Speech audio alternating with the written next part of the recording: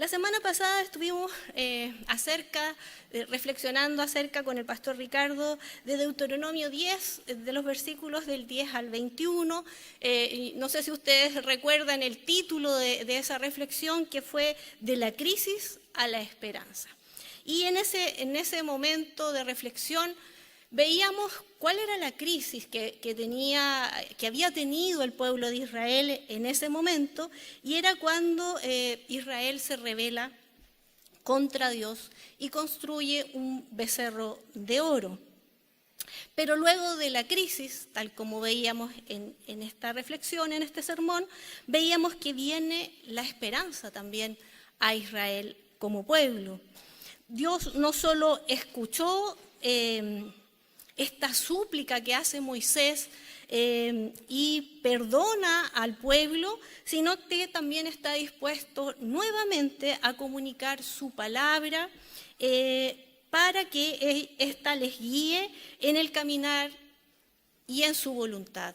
Dentro de esta reflexión del domingo pasado veíamos ese transitar, ese momento de esperanza que el Señor nos da, y la esperanza quedó en nuestras vidas también durante la semana y en la reflexión, porque no nos enfocamos tanto también en el tiempo de la crisis o del castigo, sino que en este texto y en esto que nos ayuda Deuteronomio, nos ayuda a darnos cuenta los pasos a seguir, y que no podemos quedarnos enfocados en las crisis, sino también vivir en la esperanza que nos da el Señor. El capítulo 11 lo vamos a reflexionar de una manera a lo mejor distinta. No lo voy a leer todo, pero sí les voy a pedir que mantengan ahí sus Biblias encendidas o abiertas, a los que están en casa de la misma manera, pero voy a hacer lectura del versículo del 1 al 7 y después vamos a leer otra sección. Así que la voy a leer en la versión NBI. Dice así del versículo 1 al 7. Amen al Señor su Dios y cumplan siempre sus ordenanzas, preceptos y normas y mandamientos. Recuerden hoy que fueron ustedes y no sus hijos los que experimentaron la disciplina del Señor su Dios. Ustedes vieron su gran despliegue de fuerza y de poder, y de los hechos y señales que realizó en Egipto contra el faraón y contra todo su país. Ustedes vieron lo que hizo contra el ejército de los egipcios y cómo desató las aguas del Mar Rojo sobre sus caballos y carros de guerra, cuando éstos los perseguían a ustedes. El Señor los destruyó para siempre. Recuerden también lo que Él hizo por ustedes en el desierto, hasta que llegaron a este lugar. Además, vieron lo que les hizo a Datán y a Abirán, hijos de Eliab el Rubenita, pues en presencia de todo el pueblo hizo que la tierra se abriera y se los tragara junto a sus familias, sus carpas y todo lo que les pertenecía. Ciertamente, ustedes han visto con sus propios ojos todas las maravillas que el Señor ha hecho. Oremos al Señor. Padre, te damos muchas gracias por la oportunidad que tú nos das de poder reflexionar juntos, juntas en este tiempo. Te damos gracias por tu palabra.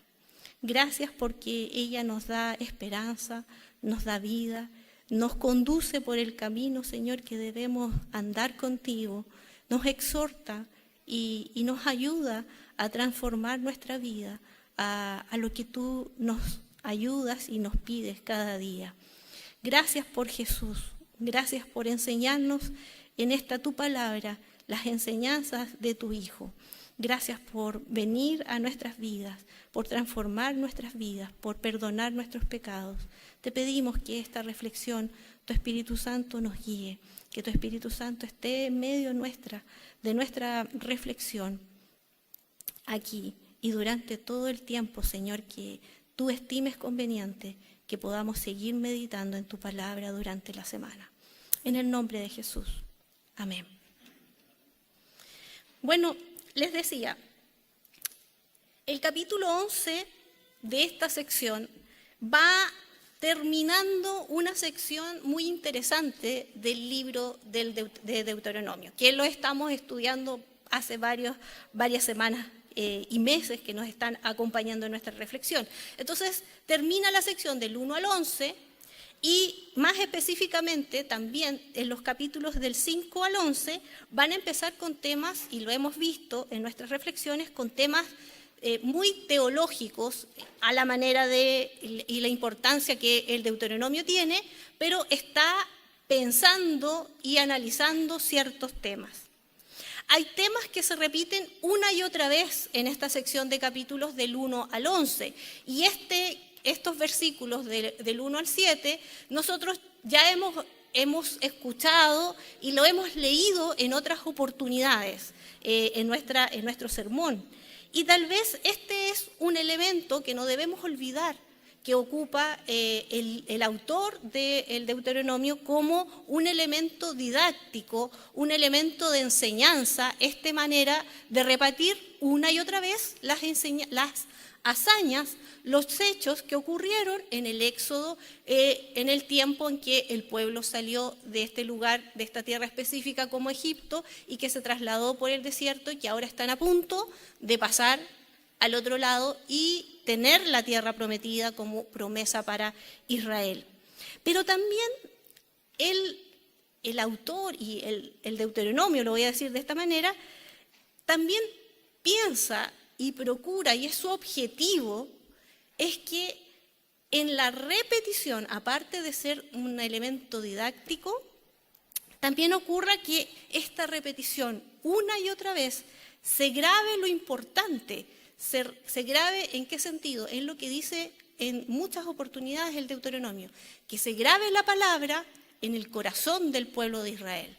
Al repetir una y otra vez es también un proceso de fijar ciertas cosas, lo voy a decir de esta manera, cierta comunicación del mensaje una y otra vez para que no solamente la generación que vivió en el tiempo del Éxodo, cuando salió de Egipto, sino que la generación nueva, los hijos y los que nacieron durante el desierto, también comprendan este hecho importante que se realizó. Por lo tanto, esta repetición una y otra vez de las hazañas que Dios ha hecho a favor de Israel es también una manera de que se grabe en este pueblo, en estas personas, en esta comunidad, su palabra.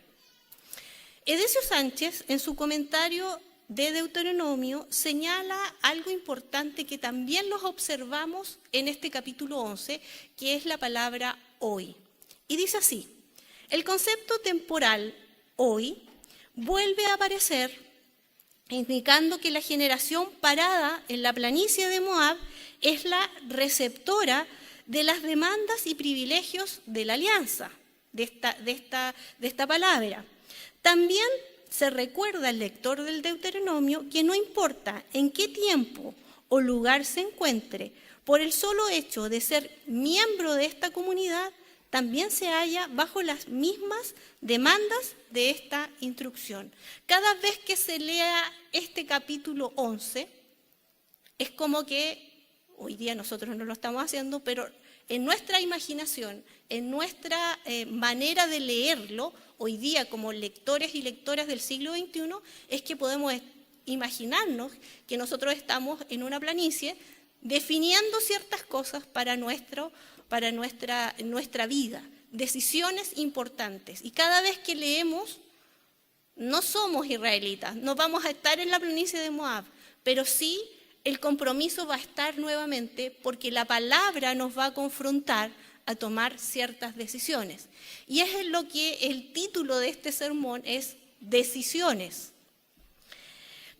Pediré entonces nuevamente que por favor tengan abierta este capítulo. Lo vamos a analizar de una manera también bastante dinámica. Del 1 al 7 comienza entonces con esta nueva exhortación para amar a Dios, evocando sus enseñanzas. El recuerdo que Dios hizo de las hazañas que hizo al liberarlos de Egipto es un recuerdo de exhortación, pero más bien es un acto de amor, ¿sí? Y eso les recuerda nuevamente lo que hay. Estas señales y hazañas, si ustedes lo ven y lo leen con detención, van a mencionarse como las plagas de Egipto contra el faraón, como el paso del mar, el que cruzaron el pueblo y la destrucción de este ejército egipcio, lo que hizo Dios con el mismo pueblo en el desierto, pero también no deja, fíjense, de señalar una de las hazañas que produce conflicto en este tiempo de peregrinación, en este tiempo de traslado a la tierra prometida, que es la rebelión de Datán. Aquí hay un hecho de ciertos conflictos que hubo y que lo pasamos de esa manera, pero la obediencia es la expresión de amor.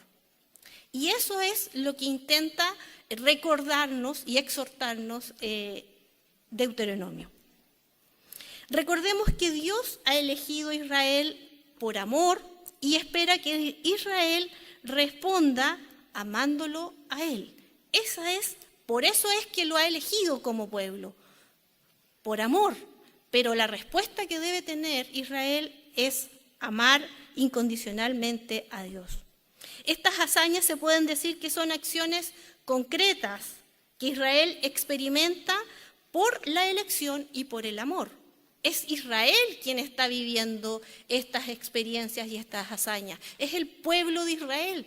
No somos nosotros hoy día los cristianos los que estamos viendo y experimentando estas cosas. Es un pueblo determinado en un tiempo determinado.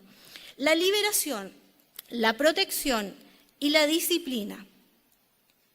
Estas tres acciones las vamos a ver unidas y van unidas como el accionar de Dios. Aunque a veces nos pueda, como seres humanos, gustar y decir, bueno, me gusta más la liberación de Dios y la protección de Dios, vemos en el trato que tiene Dios con Israel que también hay un tiempo de disciplina. Debemos tener presente entonces que la disciplina es una acción de Dios que expresa el amor de ser elegido por Él. Y eso también lo recordamos en algunos textos pasados de Deuteronomio. Del 8 al 17, estos versos van a hablar acerca de una descripción de lo que ellos piensan y esperan de esta tierra prometida y de ciertas condiciones para mantenerse en esta tierra. La promesa de la tierra prometida no se recuerda como algo para esta generación específica, sino que se está recordando bajo el compromiso que hizo Dios con los patriarcas muchos siglos atrás. Además, se hace una comparación entre Egipto, de una manera bastante en contraste, lo que es la tierra de Egipto y la tierra prometida. Pero esta comparación no es una comparación geográfica, sino más bien una comparación teológica. En Egipto, los versos dicen que hay esclavitud, que vive el faraón y que tiene su poder en esa tierra.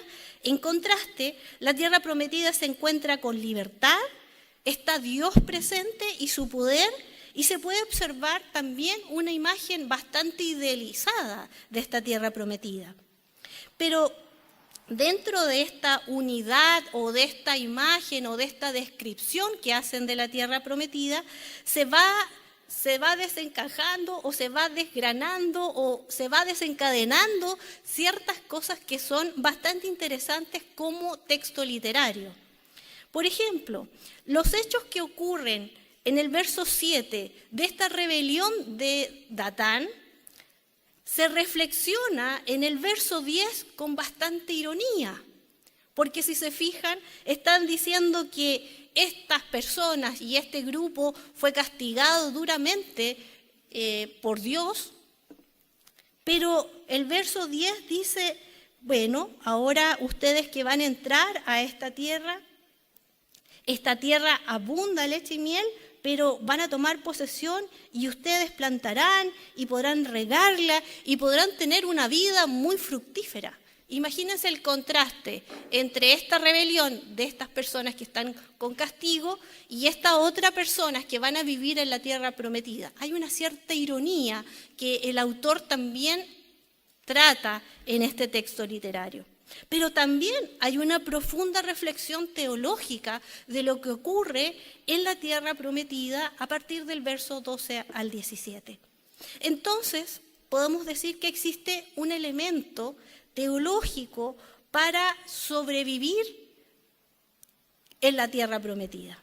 Deben depender totalmente de Dios y ese es su desafío de ahora y para siempre, se podría decir. El desafío de dependencia y de obediencia no importa cómo sea la tierra prometida, porque todavía no saben qué es, no saben dónde es, no saben cómo se va a comportar. Hay ciertas descripciones que están haciendo antes de cruzar y están imaginándose cómo es esta tierra, pero hay algo que tienen que saber, que en ese lugar a donde van a ir deben depender de Dios y deben obedecer a Dios, sea como sea el clima de la tierra, las personas que están ahí y todo lo que van a hacer. Recordemos entonces estas imágenes que también reflexionamos la semana pasada, en que Dios tiene el control de todo. Y el control de todo significa el control total de la historia, por eso es que una y otra vez recuerdan hechos del pasado y de la historia de Israel, pero también Dios es poderoso en lo cósmico, o sea, está más allá de lo que nosotros podemos imaginar o de lo que Israel pueda imaginar, pero también está preocupado y tiene el control de lo social. Y se recuerdan que la semana pasada veíamos cómo el Señor controla y tiene especial cuidado de cierta población vulnerable que hay en la sociedad en Israel, como es el caso de la viuda, del huérfano y del extranjero. Hay un aspecto social que también es importante para Dios y que Dios también tiene el control. Y bajo esa premisa, cuando estén en la tierra prometida, deben recordar que este Dios es el Dios Todopoderoso, el que controla todos los aspectos de la vida en esta tierra. No hay nada que a Dios se le escape. A partir del verso 18 al 21 hay una exhortación que viene continuándose desde el capítulo 6 de Deuteronomio y que aquí se termina. A partir del 22, verso 22 y al 25, Dios otorga la tierra a cambio de ciertos mandamientos y cumplimiento a ciertas normas y a ciertos preceptos. Y luego viene el del 26 al 32, que va a hablar acerca de la bendición y de la maldición. Y aquí voy a leer nuevamente el texto desde el 26 al 32 hasta el final, para que también podamos dar lectura a esta parte que me parece también importante de destacar. Hoy les doy a elegir entre la bendición y la maldición. Bendición si obedecen los mandamientos que yo, el Señor su Dios, hoy les mando obedecer. Maldición si desobedecen los mandamientos del Señor su Dios y se apartan del camino que hoy les mando seguir, y se van tras dioses extraños que jamás han conocido. Cuando el Señor su Dios los haya hecho entrar en la tierra que van a poseer, ustedes bendecirán al monte Gerizim y maldecirán al monte Ebal. Estos montes están al otro lado del Jordán, hacia el oeste, en el territorio de los cananeos, que viven en el Arabá, en la vecindad de Gilgal, junto a la encina de Moré. Ustedes están a punto de cruzar el Jordán y entrar a tomar posesión de la tierra que les da el Señor su Dios. Cuando la hayan tomado y ya estén viviendo allí, cuiden de obedecer todos los preceptos y las normas que hoy les mando. Con esta sección de versículos está terminando el capítulo donde se hace una exhortación de bendición y de maldición. Para el caso de un cumplimiento, podría ser, o incumplimiento, el incumplimiento de esta obediencia de los mandamientos. Hay algo interesante, y es que Dios no da la tierra aquí, en este capítulo. Dios no habla acerca de la tierra. Lo que Dios hace es enfrentar a Israel con estas dos alternativas: bendición y maldición. Y deja en un contexto bastante confrontacional, se podría decir, al pueblo para decidir. Es el pueblo que está a punto de pasar al otro lado, es una generación nueva que va a tener que decidir. Es interesante que lo que se presenta como bendición y maldición es una característica también común de muchos tratados y códigos del Oriente Antiguo. O sea, esto que estamos viendo es una literatura particular de Israel, pero que también, como elemento literario, otros tratados de otros pueblos también tienen esta idea o este concepto de bendición y maldición. Estos desafíos son propios también, porque no solamente lo vemos en el Deuteronomio, sino que, si ustedes se van recordando, y a lo mejor algunos lectores del Antiguo Testamento van a recordarse que hay momentos en que líderes del pueblo se enfrentan al pueblo y dicen: bueno, yo no sé qué van a hacer ustedes, pero aquí hay decisiones que tienen que tomar, y alguien toma, el líder enfrenta y dice: yo voy a hacer esto y esto y esto, no sé ustedes, no sé si se recuerdan, pero Josué, Samuel enfrentan al pueblo con decisiones.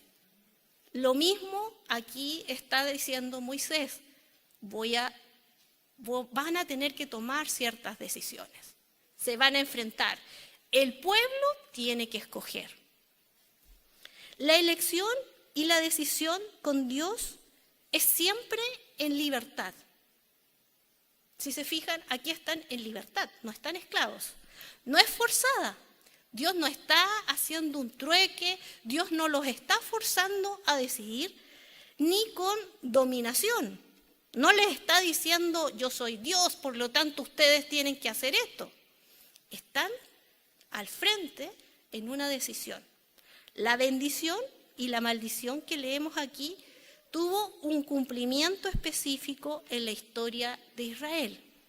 Por lo que hay que entender que a veces no es literal para nosotros hoy día, los lectores del siglo XXI.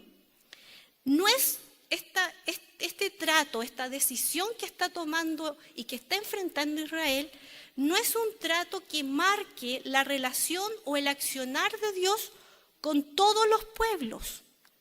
Específicamente en el Deuteronomio estamos con Israel. Dios e Israel con su trato y con esta decisión. Pero esta escena de decisión, esta escena de confrontar a seres humanos, lo voy a decir de esta manera, tiene un recuerdo a otras situaciones en que otros seres humanos han decidido. Y yo les decía, estos líderes. Pero también, estudiando este pasaje con los pastores el jueves, nos recordamos de hace unos años, miles de años atrás, y de un pasaje que está en el Génesis. Este pasaje de decisión que vemos en Deuteronomio nos recordaba lo que decidieron estas personas en el jardín del Edén. Nuevamente en la libertad, con una relación totalmente distinta con Dios, en libertad, pudiendo decidir lo que ellos quisieran, enfrentándose tal vez a una decisión difícil, pero ahí estaban. Y Dios nuevamente, en otro pasaje, en otro libro, tal vez muchos años, enfrenta nuevamente a los seres humanos a decisiones que van a influir en su vida, que se comprometan a continuar con esta relación con Él. Y esta decisión no se toma efusivamente con un sí levantando las manos, sino en reflexión, sino en una forma de vivir cada día y a largo plazo, en este compromiso de decisión que hemos tenido y que lo vivimos cada uno de nosotros cuando nos enfrentamos a estas decisiones. Recordemos que los mandamientos no son para este pueblo como algo restrictivo, sino que más bien para darle libertad y por amor. Y había una premisa que veíamos en su momento cuando reflexionamos acerca de ellos, y es que este pueblo de Israel, y por eso era especial esta elección, era porque este pueblo tenía que ser conocido como un pueblo santo, como un pueblo sabio, como un pueblo inteligente, como un pueblo justo, por esta relación personal que tenían con Dios. Y el pueblo tiene que aprender a conocer a Dios, quién es Él, y esto una y otra vez se repite en el Deuteronomio. Esta relación de conocer a Dios, de qué significa conocer a Dios, de qué significa tomar decisiones con Dios, está constantemente el pueblo decidiendo, pero hoy día nosotros también constantemente estamos decidiendo. Y aquí comparto algunas consideraciones a este texto. Lo que nos deja el capítulo 11 son desafíos, son decisiones. Hoy día nosotros, nosotras, en el siglo XXI, ¿qué es lo que vamos a decidir?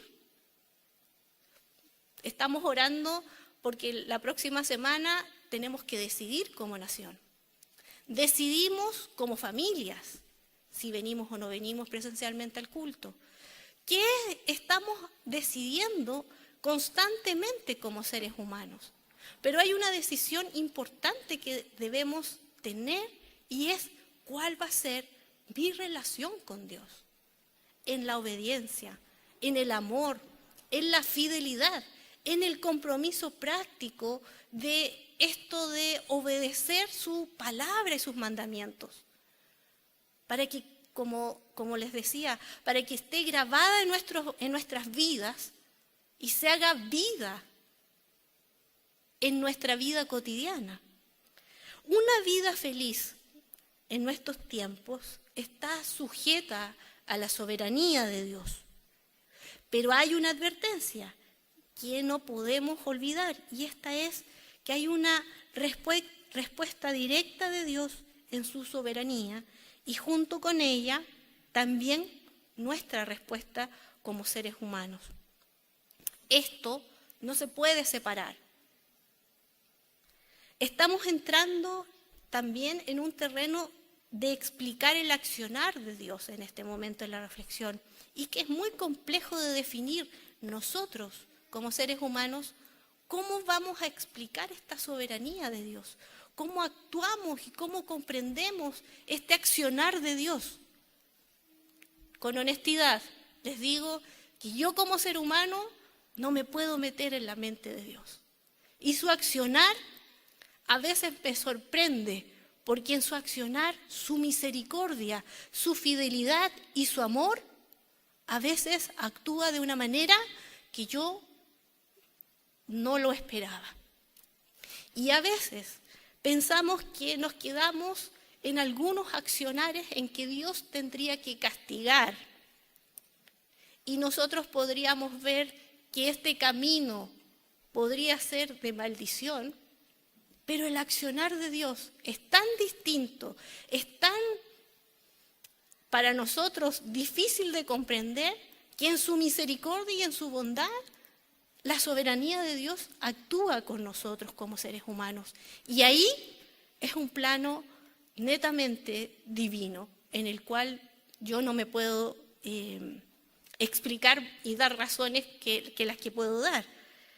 La palabra maldición en nuestra cultura tiene una carga en sentido esotérico.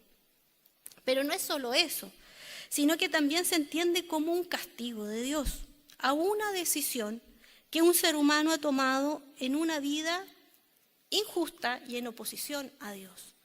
Eso es lo que a veces nosotros entendemos como maldición.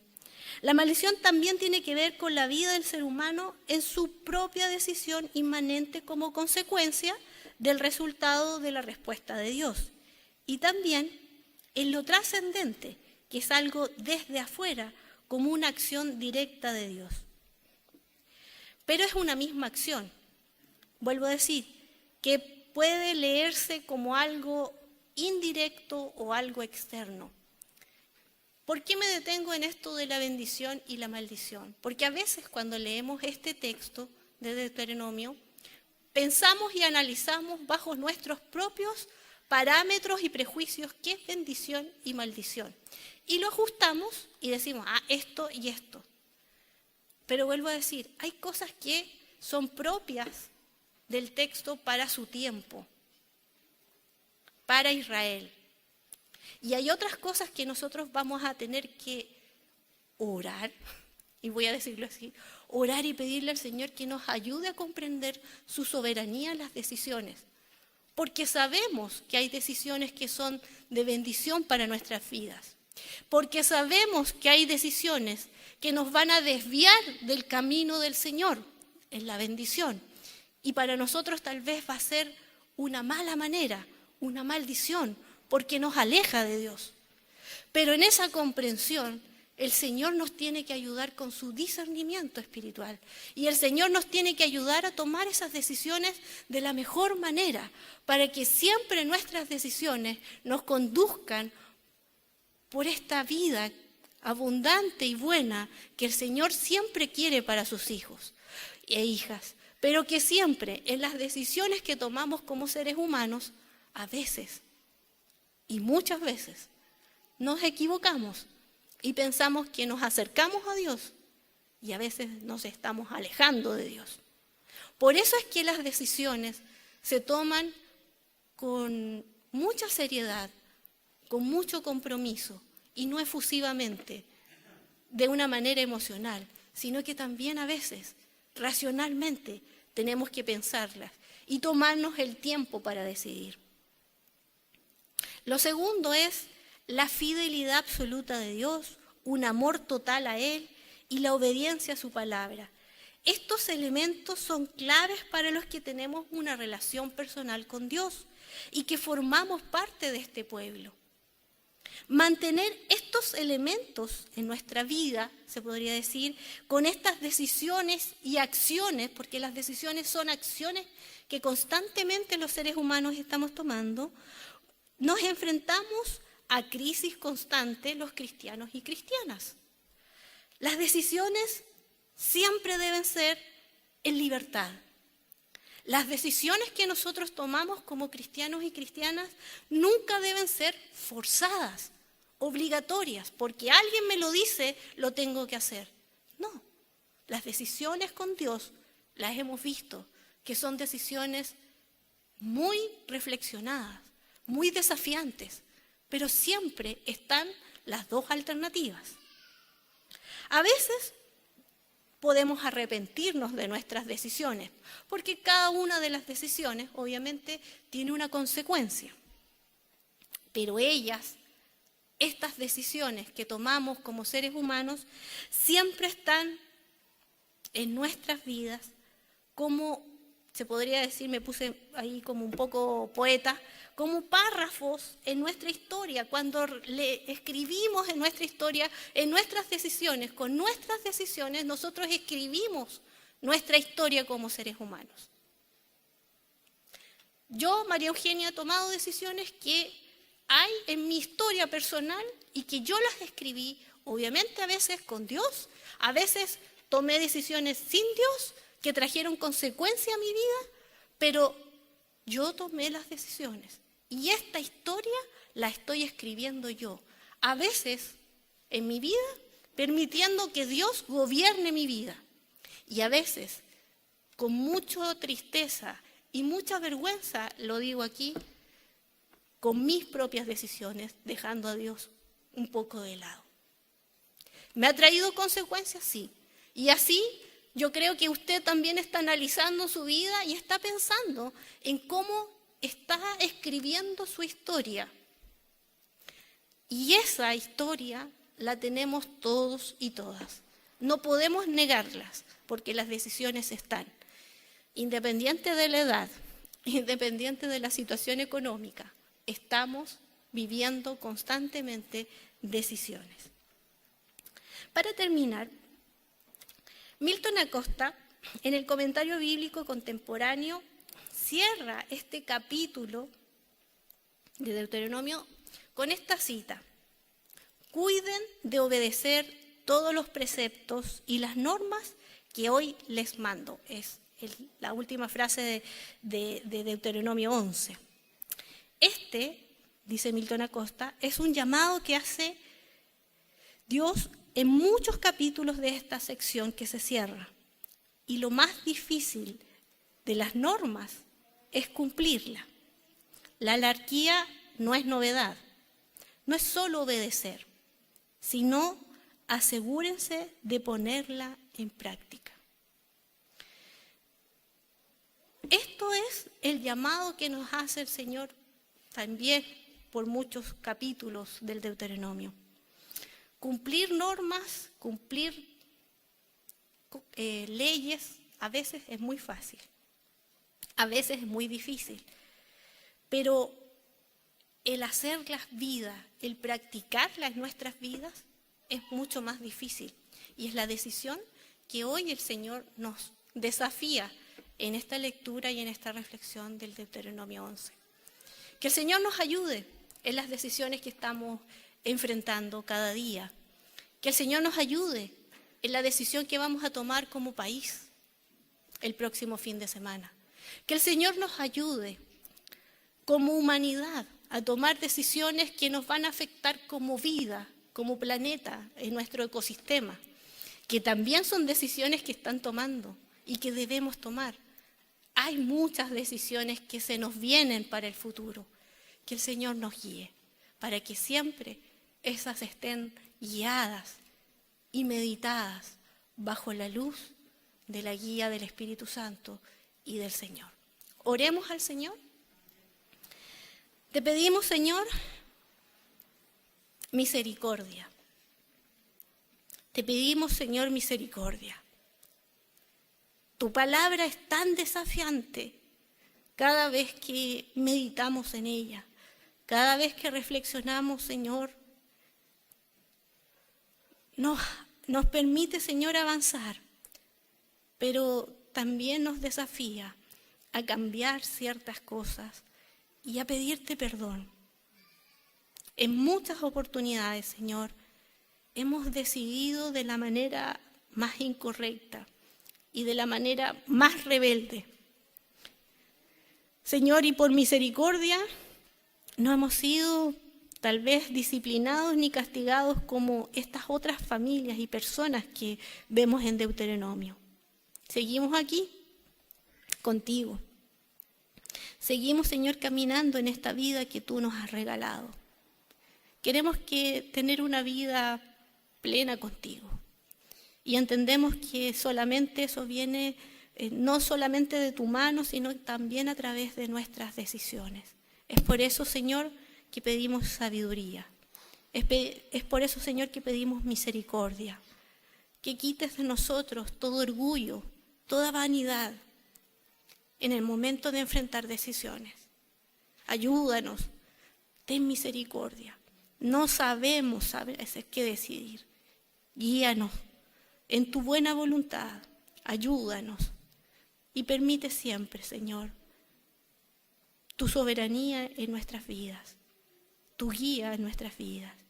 Pedimos, Señor, que tú gobiernes nuestras vidas personales, nuestras vidas en nuestros hogares, nuestras vidas, Señor, como iglesia, como país, Señor, como sociedad. Pedimos, Señor, tu dirección. Nos humillamos reconociendo ante ti, ante este Dios poderoso, ante este Dios que controla cada aspecto de la vida, social, política, cósmica, en la historia. pedimos que tú nos guíes. Reconocemos con humildad que no somos capaces de decidir sin ti y no queremos hacerlo sin tu guía y sin tu dirección. Fortalece nuestras vidas y guíanos como solamente tú lo puedes hacer. En el nombre de Jesús. Amén.